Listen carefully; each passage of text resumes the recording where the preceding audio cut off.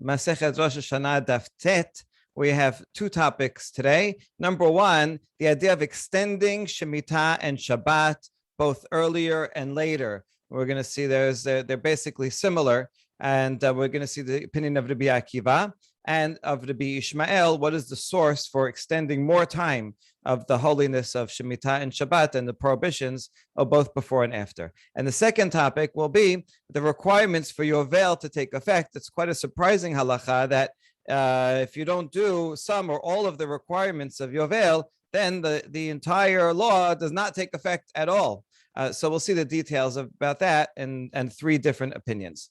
Okay, so we begin here. Yesterday we were talking about Yovel, and we mentioned the possibility that Yovel continues into the 51st year, all the way until Yom Kippur, kind of extending, just like we extend Shabbat and Shemita. So since we mentioned that possibility, now we're going to go into the Shabbat and Shemita directly. How do we know that there is a requirement to add from the whole day or time period to Kodesh as well? So here is source number one, the Tanya Beharish Bakasir Tishbot, pasuk from Shemot, that says you should rest during the plowing and the harvest. This pasuk is ambiguous. It's not clear if it's talking about Shabbat or Shemita, and it's taken both ways. Here, Rabbi Akiva is going to apply it to Shemita. Rabbi Akiva omer, eno sarich lomar harish v'kasir shel shvi'it. So Rabbi Akiva says, since I understand this is to be talking about Shemita, then it's redundant. Another pasuk in Vayikra already says that in the 7th year, you should not plow your field. You should not sow your field. Ella, so what do I need this pasuk in Shemot? Ella harish shel aerev shvi'it anichnas l'shvi'it v'kasir shel shvi'it hayoseh l'moseh shvi'it. So rather, when the pasuk in Shemot says don't plow, it's adding to the prohibition that I already know in Vayikra. Vayikra tells me the year itself, and then Shemot says, oh, the plowing, even plowing before Shemitah.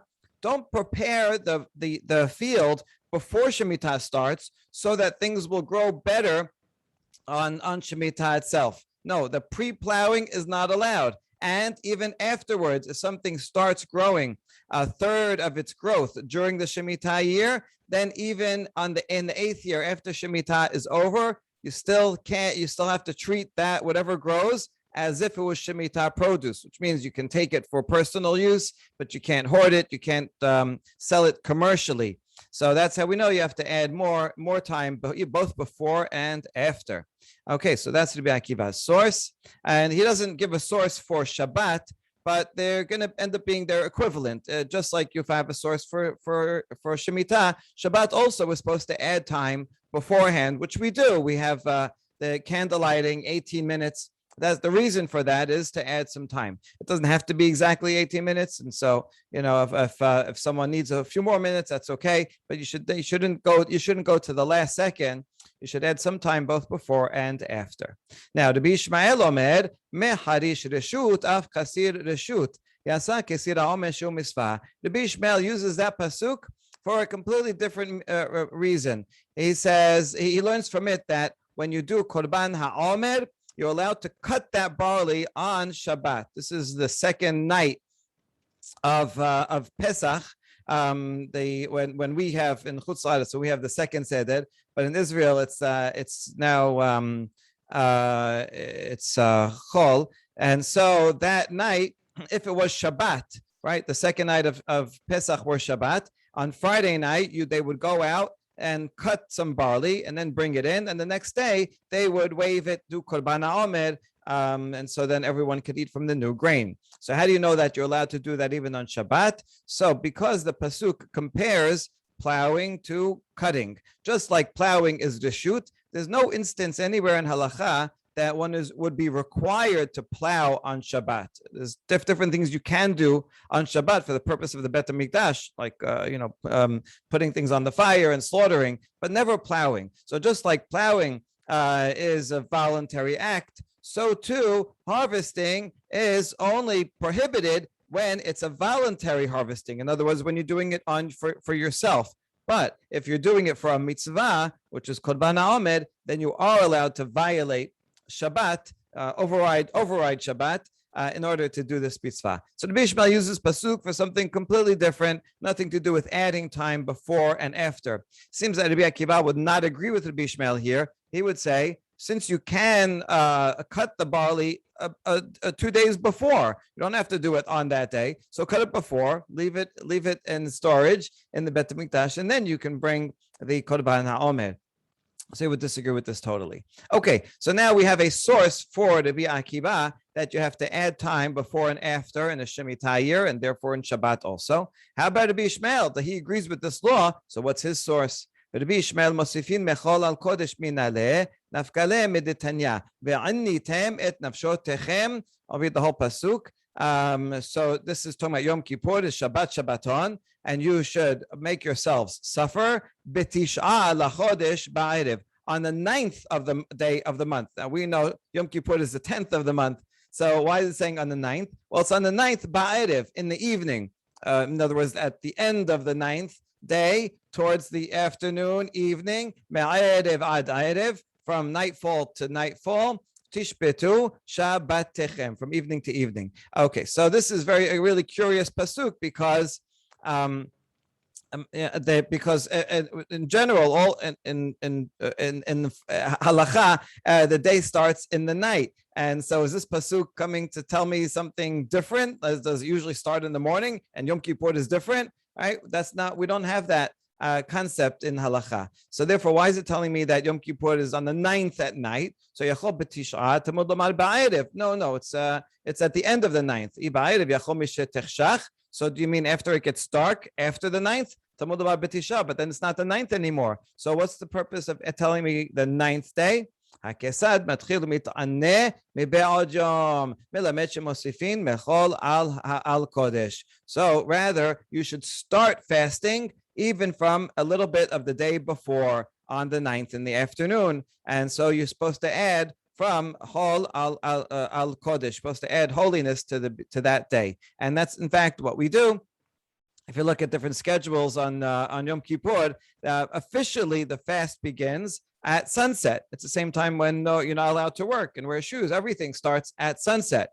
Nevertheless, the schedules will usually add a few minutes before, a half hour or 15 minutes, whatever it is. You have to add some time before, since most the men are going to bed Knesset anyway beforehand to put on their talit, so they already stop eating before.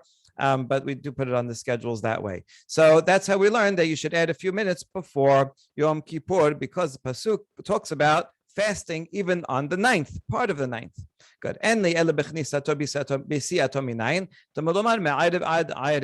that's the beginning of Yom Kippur. How about at the end of Yom Kippur? You shouldn't start eating 1 minute after it's done. You should add a couple of minutes, add something, because the pasuk says from evening to evening. So just like in the beginning you added a few minutes, so too at the end you add a few minutes.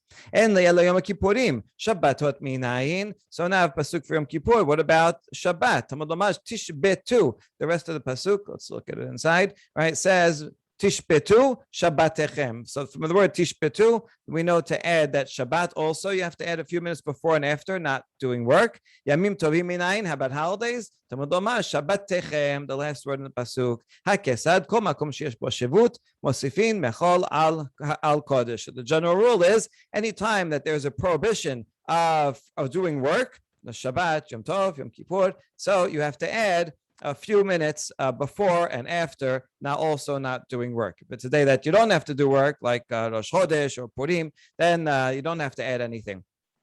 Okay, good. So that is Rabbi Ishmael's source. Now we turn to Rabbi Akiva. Rabbi Akiva, you already have a source that you learned that you add time. You learned it from Shemita, and from Shemita, we say that's equivalent to Shabbat and Yom Tov. So Rabbi Akiva, what are you going to do with this pasuk that says you should fast on the 9th? ורבי עקיבא, היי ועניתם את נשותיכם בתשעה, מה יעבד לה? מבעי לה לכת דתנכיה בר רב מדפתי. דתנכיה בר רב מדפתי, ועניתם את נפשותיכם בתשעה, וכי בתשעה מתענין. So Rabbi Akiva is going to rely on this Baraita, the famous one, that asks, do we fast on the 9th? V'halo ba'asiri mitanin.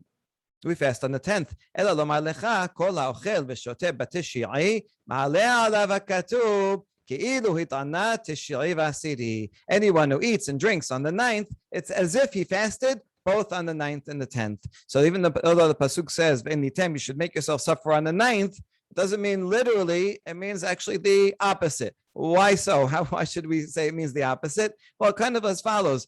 Because you're fasting on the 10th, so if you're preparing yourself by eating on the 9th, then on the 9th, you're already thinking about Yom Kippur. So you already started the process. So even that is a preparation for a mitzvah, but a preparation for mitzvah is itself also a mitzvah. So the two in combination, joined together, the eating on the 9th and the fasting on the 10th, both rely on each other. Furthermore, Yom Kippur does have an aspect of a happy day. We do dress nicely, so it is a Yom Tov. And since we don't eat, but you're supposed to eat on a Yom Tov, so then eating on the 9th kind of fulfills the requirement for the oneg that we would have on the Yom Tov if it were not a fast day. And so we do that on the 9th. So the 9th and the 10th are really joined together. All right. So now that we have, by the way, this should not be confused with possibly fasting for 2 days because of Yom Tov Sheni Shel Galuyot. It is interesting. For all the other holidays, we do have a double 2 days because we don't know. But how about Yom Kippur? Why don't we fast for 2 days? Because we're not sure when Yom Kippur is. If after all, the second day of Rosh Hashana was the real day, then the 11th would be the real Yom Kippur. And the answer to that is that there actually were some sages that back in Talmudic times that did fast for 2 days because of that. But it's, this is too difficult to impose on everyone. So for Yom Kippur, we do not do that. But instead, eating the day before, that's the double day. Okay, so that concludes topic number 1, that we should extend Shemita year and Shabbat. And this is done right now, today, in the Shemita year in Israel. You have to know when a tree or something was planted. And if it's close to Shemita, then you wouldn't be able to use it. If it's farther away, you would. And Rabbi Akiva learns it from Shemot, which he takes to be regarding Shemita, and he extends that to Shabbat. Rabbi Ishmael has a pasuk from Yom Kippur, which then is extended to Shabbat and Yom Tov, and from there to Shemita as well. Question?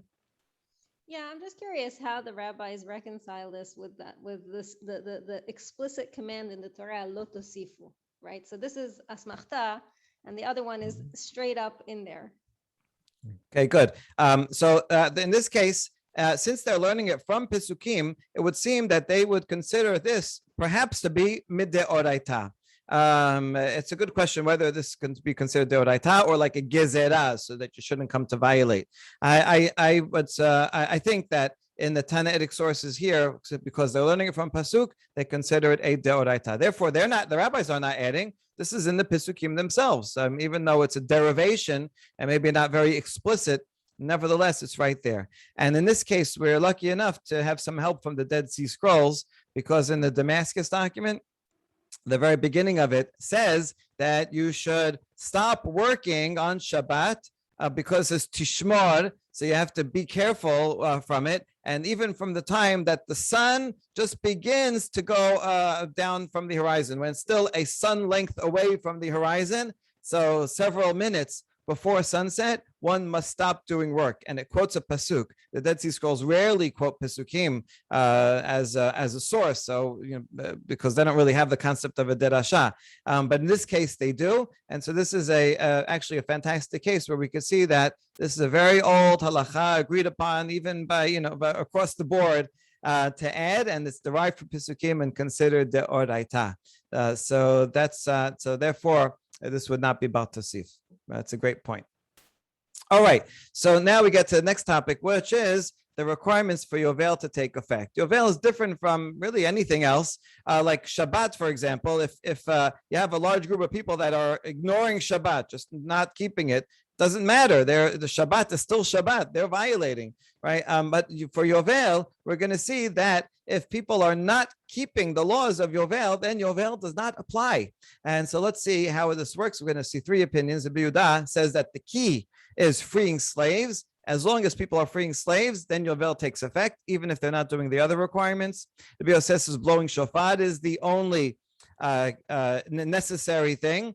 And if they're blowing shofar, then the law applies, and you can't plow your field and so on. But if you don't blow shofar, then it does not apply. And the sages say you have to do all the laws in order for the agricultural laws to apply. If any of the laws are not done, then Yovel does not apply at all. And that depends on the people actually doing it. So let's see how this works. Tenora banan. Yovel hi afal pi shelo shamtu. Afal pi shelo tako'u. So the word Yovel says it is a Yovel, and even if the people don't release their property, and even if they don't blow shofar, it's still a Yovel, and you have to stop working your land. But what if people don't release their slaves? He. So the word he, you say, right,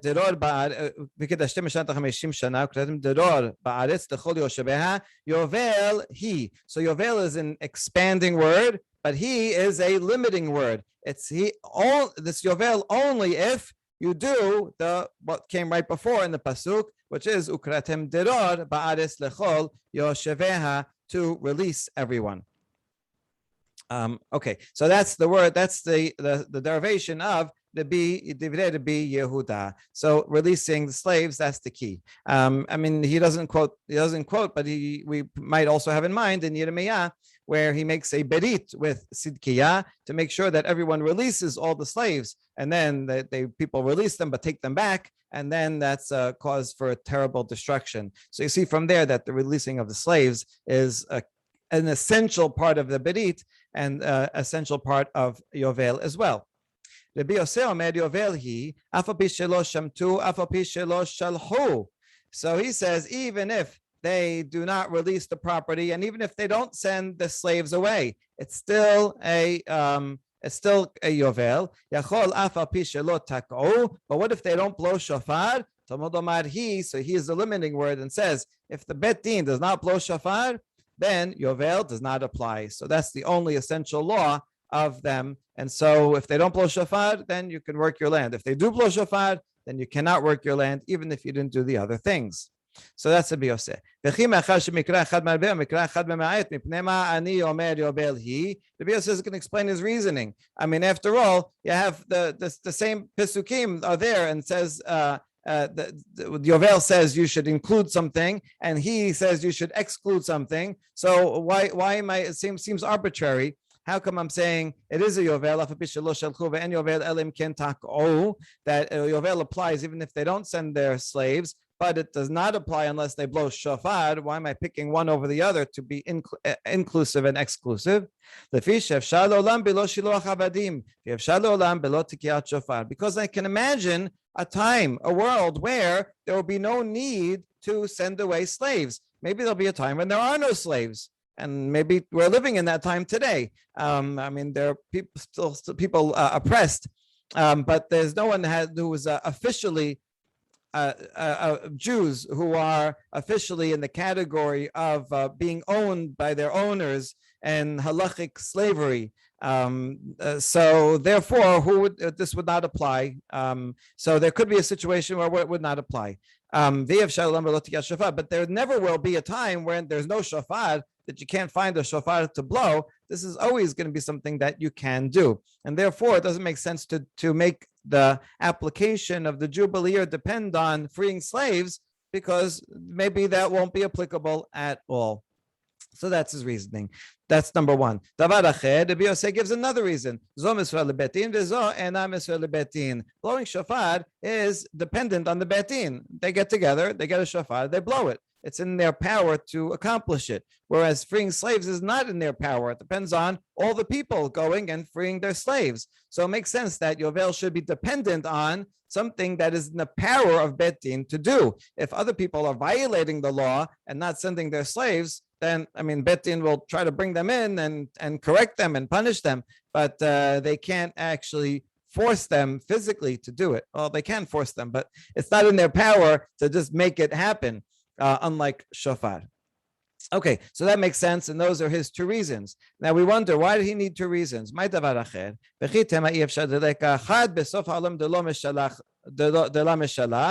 Zo Mesurah lebetin, Vezo and not Mesurah lebetin. Because the first reason regarding the sending away slaves, they say maybe you'll say it's impossible. It's got to be somewhere in the world who is still following this ancient law. I don't know. Maybe there is today someone who still has a halachic slave.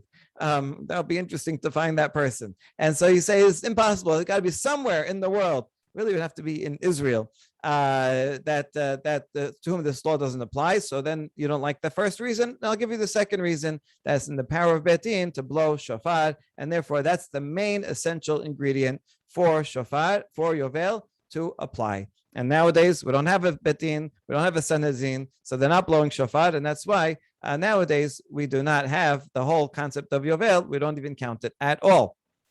All right, good. Now, Bishlama Rabbi Yose kedei kamar ta'ameh. Now, we just explained Rabbi Yose. We gave two reasons for him. Ela Rabbi Yehuda mai tama. What's the reason for Rabbi Yehuda that says that the essential thing is sending away the slaves? Only if you do that, then the Jubilee year applies. Amar kera ukratem deror ba'aretz v'kasavar mikra nidrash lefanav ve'lo lifnei fanav. Because the pasuk says, see the bold, right? That says Yovel he, and the law right before is Ukratem deror ba'aretz v'chol yoshebeha Yovel he. Now it's true there are other laws that come after it, which is V'shavtem ish el achuzato. Everybody goes back to his ancestral land, and then after that it says, and don't plow your field. And before that, the whole pasuk before it says you should blow shofar. So yeah, there are a lot of other laws, but Yovel he. If anytime you have a pronoun, it should go on the immediately antecedent clause, which is about freeing slaves. So the point is that the Mikra is explained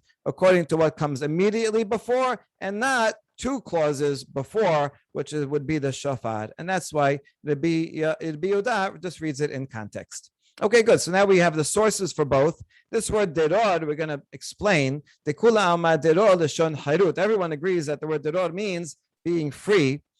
Mai mashma. And how does the word deror mean that? It's a curious word. The Tanya and deror el lashon harut. You have a baraita that says deror means liberty. Ma Rabbi Yehuda ma lashon deror kem dayer be dayara movil sechora bechol medina. It comes from the idea of to dwell. That someone who is free is someone who could live anywhere he wants, and he can bring merchandise and move it around the country anywhere he wants. Right? That's the key to freedom. Right? A slave's movement is limited. He can only go somewhere if his master gives him permission. There's other things he can do. He can think things. He can sing. He can do lots of other things. But freedom of movement is the number one key, and therefore deror means he can dwell anywhere he wants. He can live anywhere you want. Freedom of movement. Okay, good. Now that we have two opinions, we're going to see a third. Amar Rabbi Yechia bar Abba Amar Rabbi Yochanan Zo divrei Rabbi Yehuda v'Rabbi Yose. Aval Chachamim omerim sheloshtan me'akebot bo. The Chachamim say no. All three requirements, laws of Yovel have to be done in order for the Yovel to be in effect. You have to free the slaves and blow shofar, and all the land has to go back to its owner. Only if all three are done do the laws of Yovel in terms of agriculture take effect. Kasabre mikra nidrash lefanav v'lifnei fanav ula acharav. They disagree with the Yehuda's methodology, and they say that although it just says Yovel in the middle, Yovel applies to everything, the whole paragraph. You have to do even two laws before the previous one and the next pasuk also. All of them are required. Good. Now, Vakativ Yovel. Wait a second, but what about the inclusive word Yovel that comes to tell you that it is a Yovel, even though you missed one or two of the items? What are you going to do with this inclusive word? He says, that comes to include that Yovel applies even outside the land of Israel. Amazing. Hold on. Vakativ ba'aretz, but the pasuk also says in the land, which suggests that Jubilee the laws only apply in the land. No, that comes to teach that when the Jubilee applies in the land, then it will also apply outside the land. Bizman But when it does not apply in the land, then it does not apply outside the land either. So that's the connection there of Yovel and Ba'aretz to show that they are dependent upon each other. So nowadays it does not apply in Israel, does not apply anywhere else either. If and when it does apply, then we're going to have to think about how it applies outside. So now we're going to go on to the next. We're just going to begin the next clause of the Mishnah. Regarding planting. So we said Tishrei is also the new year when it comes to trees. When you want to count up how many years there are for a new tree for Orla, the first 3 years you can't use it at all. The 4th year is called Neta Revai, and then you have to bring it to Jerusalem and eat it there. So when we count that, it's not from the date that you plant the tree to the same date the next year, but rather as long as you plant it a little bit before Tishrei, Rosh Chodesh Tishrei will count as year number 1. So question is, how do we know this? Shalosh shanim adelim. This is the word here, shanim, and it says also in the same context, the 4th year. And that pasuk in Devarim that we quoted a couple of times yesterday, that from the beginning of the year to the end of the year, and that talks about the rain season and the rain that starts in Tishrei. So we know anytime you see the word Hashana, it refers to Tishrei, and so too the 2 instances of Hashana in Vayikra regarding Olah, also we're going to refer to Rosh Hashana in Tishrei. We ask, hold on, the word Shana also appears in Shemot Yud Bet, where it's talking about Nisan. That's the first month, and it says the word Hashana. So why not say Orla is compared to Nisan? Danin Shana Shen Ima Chodashim Mishana Shen Ima Chodashim, Ben Danin Shana Shen Ima Chodashim Mishana Sheyesh Ima Chodashim. No, we're going to compare the word Shana without the modifier Chodashim from the one without the modifier. That would be these 2 Pesukim from Vayikra and Devarim. And we're not going to compare the one that has the word a modifier Chodshe Hashana in Shemot with one that does not have that modifier, and that's why we derive it that way. And tomorrow we're going to see the next Baraita, which is going to calculate precisely the beginning and ends of the years for counting Orla and Revai. Baruch Adonai Olam, Amen ve'amen.